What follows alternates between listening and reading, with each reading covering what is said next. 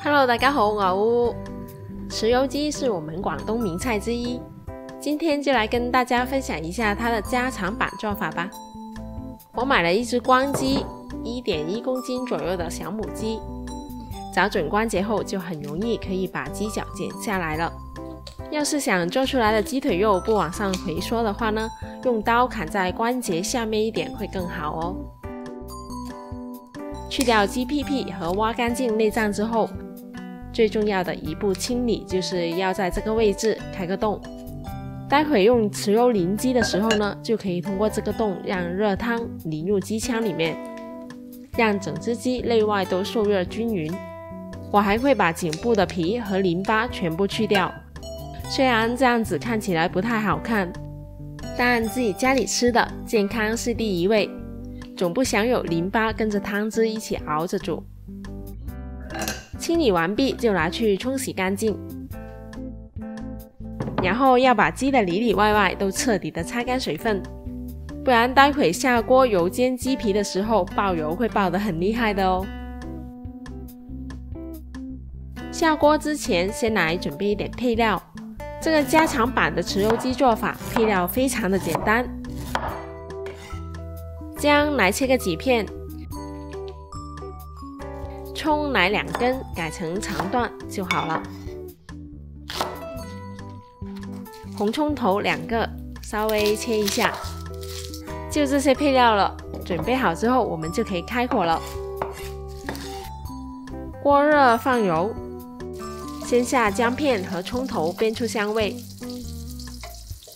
然後把它們稍稍撥到四周，火不要太大。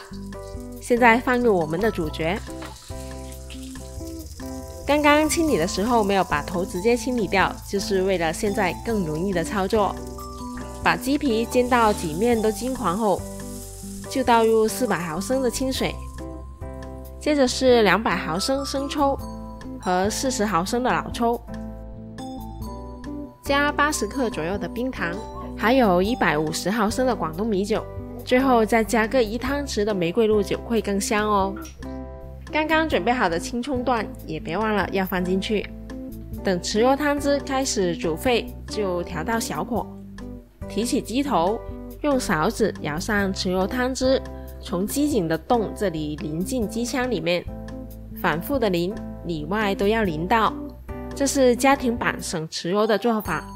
酒樓的做法呢，都會用1大桶調好的豉油加八角等大料，直接把雞像白切雞一樣的浸熟。但家庭要是這樣做的話就不太實際了，很浪費豉油。而大料呢，一般家裡常備的都不齊，只放3、2樣配得不太調和的話，還不如不放的好吃。當然這是我自己的個人想法，放不放大料怎麼放只能根據個人的口味自己去嘗試吧。家庭做法像這樣淋雞，淋到裡外溫度一致，雞腿的位置是最難熟的，稍微蓋上蓋子，用最慢的火浸它15分鐘。開蓋之後呢，又給它周圍的淋汁，就這樣子耐心的給它多淋，多翻身。這樣子雞肉就會一直保持在80度左右的溫度下受熱。